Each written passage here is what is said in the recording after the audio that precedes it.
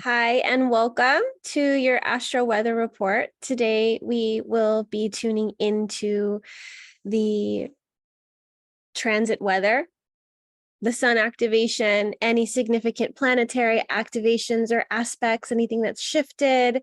We do this a couple times a week.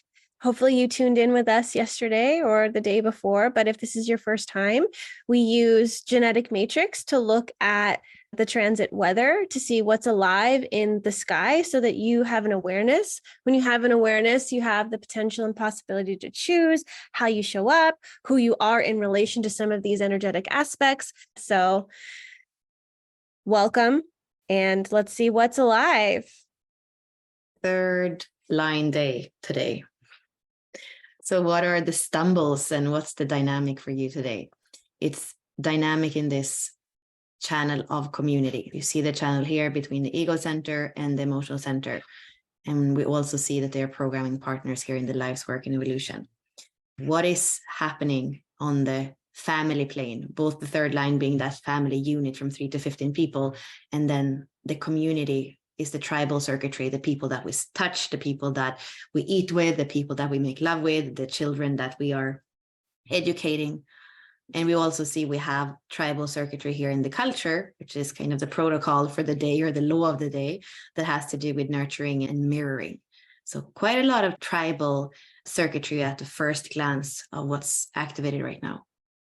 Yeah, and a lot of this was also activated and alive yesterday, only like Bella was mentioning, we've got this trial and error that we are experiencing today.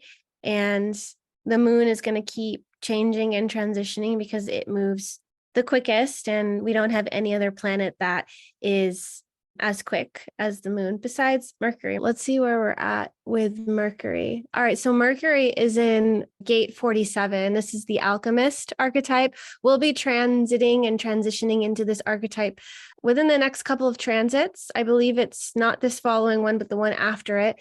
And the alchemist, it's actually collective sensing circuit, and it's about putting together the pieces of, the past information. It's about transmuting the past. It's goes from the energy of the shadow of oppression to transfiguration through the pathway of transmutation. So this is all about alchemizing the past, looking at the past from a different lens, a different perspective.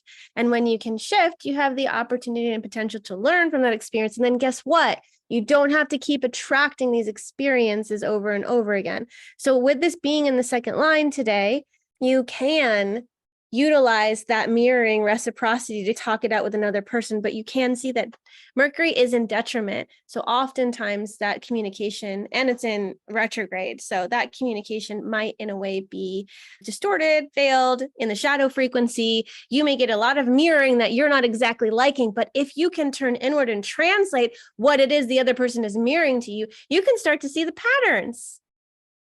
Wow, they're treating me really shitty. Does it mean that I'm unlovable, that I'm unworthy, that I don't deserve this, that I da-da-da-da? Look into the mirror of your relationships to let you know what you actually are, what program you're running for yourself. What are you attracting into your life? Because it's here to teach you something. It's of your creation. Yes, we can see that there is a lot of emphasis on Pisces. We have 4 planets here right now.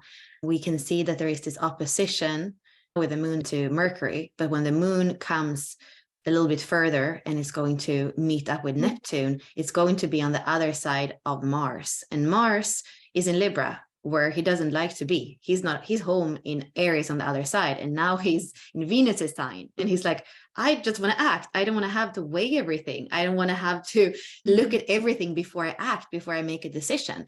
So that's where he is. He's already not happy. And now he's going to have Neptune and the moon, which are super watery already, and in Pisces on the other side. So we have this theme of storm and turbulence, but also through that storm and turbulence, maybe not knowing, having too many things to look at and not really knowing how to move forward. And that's with all these retrogrades, it's not so much forward moving energy. And one of the only planets that isn't retrograde is Mars, and he's in Libra, he's not home, and he's wondering why he cannot just act. And looking at that from a gene key perspective, we have the EQ in the 46.5. What we know at least is that we need to tune into the body, and we need in relationships to have that respect with others. So otherwise it's going to be really hard to move forward anywhere. The compass in how to move forward is to have that 46 moving into the body, being at the right place at the right time, not the wrong place at the wrong time, and then the respect in relationships, and not take it so damn serious that it might be some things blowing up and that it's not an easy energy right now. When we have Neptune and the moon and everything in Pisces, it's not actually so much to do anything. It's to feel in beyond what we really can know and what we really can touch, because it is the portal to the limitless, to the other realms and all that. Yeah. And this is the gate of aloneness that we're in. So allow yourself, as you are in relation to another, take that time to pull back, to pull inward and to see what's really going on with me. Is this regenerating me? Is this rejuvenating me? Am I being asked too much? Am I carrying it all? Like, what is happening to you, for you, and allowing yourself and affording yourself some alone time, with this trial and error energy that we have in the 40, it's like, where are you exhausting yourself? Where are you trying to push? Where are you trying to act too quickly? What are you saying that may be hurting others, maybe hurting yourself? Where do you have these bonds made and broken, like things that you agreed to, and you're like, now I'm not really okay with this. I don't want to keep showing up like this. I don't want to keep doing this. This is not, something that is, you're remembering your values here.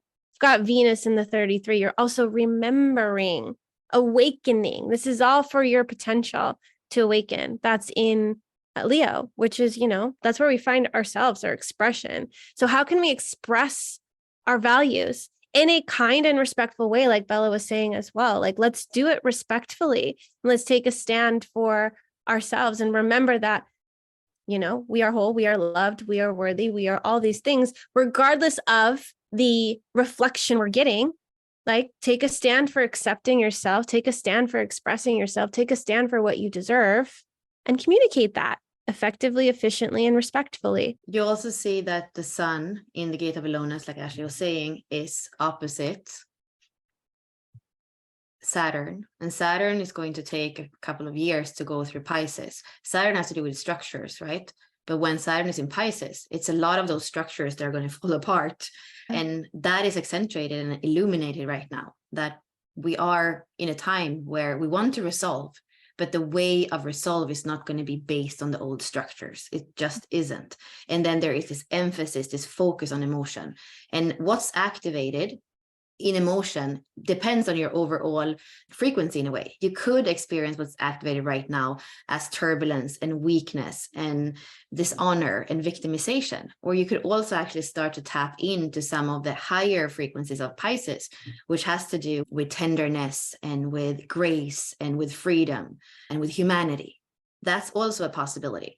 So the way that the emotional weather is reverberating in you has to do with what is the frequency that you hold, because that's probably something that you have seen yourself. Like when you go to your own hologenetic profile, if you realize that you're in the gift frequency in some of the words, like here, orientation, leadership, versatility, and mindfulness, when you are there, more likely to attract a similar frequency in others, or resonance with others in a similar wavelength. So we can move a little bit into what's going to happen. Let's just take one snapshot. So I'm just going to change this to September 2nd, Saturday.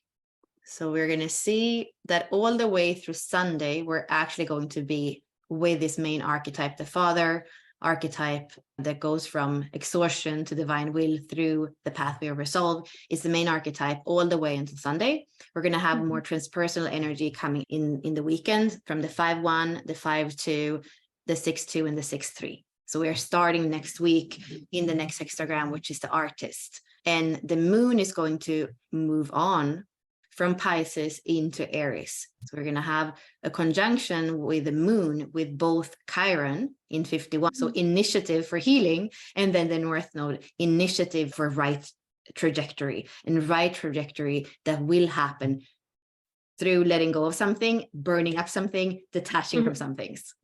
Is there anything else you might think of? Now that the moon is moving on, what's important for them to understand? What is the potential and possibility that is being presented to us by these moon activations and transits? And then we can kind of go into, the different potentials that are coming as we move into that Aries energy, as we move through Pisces and go into Aries, right? This is about nurturing. This is about drive. This is about that emotional waters too, and reflections. Is there anything else that we can share about the potential of the moon and working with the moon? I mean, the moon can definitely be a curse. I think I'm going to take this up. Like, now I'm going to go to the dark side again. Like, Ash and I, we did this work with, we call it reclaim, because it's about reclaiming the moon. The moon can lead to enslavement. It's just part of the duality and the beauty of even being here. So it's important to understand what our moon is and how it can pull us. And it can actually pull us almost anywhere. It's elusive in one way, but it's also very powerful and shiny. So we go there. And what Ash and I have seen in our work is often when we're not in balance, that's when we go to our moon. And we have this immature relationship to the moon. So in my case, I have a Scorpio moon. So when I'm not okay, I go to that and I have those kind of Scorpio values, and I want everybody to live after those Scorpio values. And Scorpio is kind of dark. So I become a different person than being my Taurus self that's grounded and wants to have things nice with a lot of Libra and Taurus. And Ashley has this Leo moon, which is different from her Virgo sun. So for me, the moon, our own natal moon, is a little bit tricky. And also the moon, the way it moves so fast. So what I would say about the moon right now is that it is in Pisces. It's been a full moon. And some of us are probably going to feel it's too fast to move on and suddenly have the moon in Aries with Chiron and the North Node in Aries and have to heal and have to move on. I think some of us are still going to be in those waters of Pisces and the full moon and the structures that are falling apart and understand what the resolve is. So I feel like it can be a bit with that 51 in Chiron and 42 in the North Node, like too fast for some people. And that's where you need to be able to feel your own cadency, especially if you have a defined emotional center. Some of the waves that started for the full moon, the tides are still going to be happening. And you might just more feel like shaken. And some of us are kind of more like, whatever the weather is, let it filter through and whatever it wants to bring up. So that's the two possibilities I see over the next few days as the moon is moving from Pisces to Aries. Yeah, trust whatever the moon is excavating for you, whatever it's illuminating for you, mirroring, reflecting for you. That's enough, because there's so much stuff that you can feel connected to, especially Pisces. It's like also connected to the 12th house, which is the subconscious, which is like so much stuff. And so allow yourself to trust what content came up during the full moon, because that's what you're going to need to take initiative on. And you're never going to be ready to move on. But like with Chiron, we're coming over around to the 51, which is about taking initiative. The initiative allows you to walk through these thresholds and doors into a new place of awakening and returning to innocence. So if you don't take any moves, then you're missing out on this opportunity as well. But like Bella said, the moon travels pretty quickly. So it might be little incremental steps, but some of you may feel like, I'm ready to do this right now. I'm ready to move forward. I'm ready to, whatever the thing is, it might be your time. It might be your turn. And the moon is a feminine energy too. And so also allow yourself to feel into what do I need? What will nurture me at this time in this moment? But yeah, the moon loves the water energies anyways. So those of you that have a Pisces moon, everything's amplified, or Scorpio moon or Cancer, we've got water energy right now for a little bit. So we'll see what comes up for you, and then what the fire boils as we're moving forward. If you feel like there's not enough to already feel into, then look at your natal moon and see how is that moon either enslaving you or nurturing you, because it has the potential to nurture. But if we are not aware of the patterns that the moon can bring into our life, especially when we are more in shadow during the night and stuff like that, then it can actually rule us in a way that's not always for our kind of highest good, if it's unconscious and just instinctive emotional patterns that are not necessarily anything we're really aware of. Yeah, we'll link the reclaim. It's a course, but it's not a course. We give you information, but it's also like a ritual, because you're reclaiming your moon as yours. And so we're doing an activity with it. We're giving you information around it and giving you this way to step into the moon so that you can work with it, so that you're feeling like you're moving into that nurturing energy versus the enslavement. It does have a lot to do with your mother and how you were nurtured as a child. And maybe now moving forward, how you will nurture yourself as an adult. So, yeah. Thank you for joining us. And we'll see you next week. Enjoy the weekend.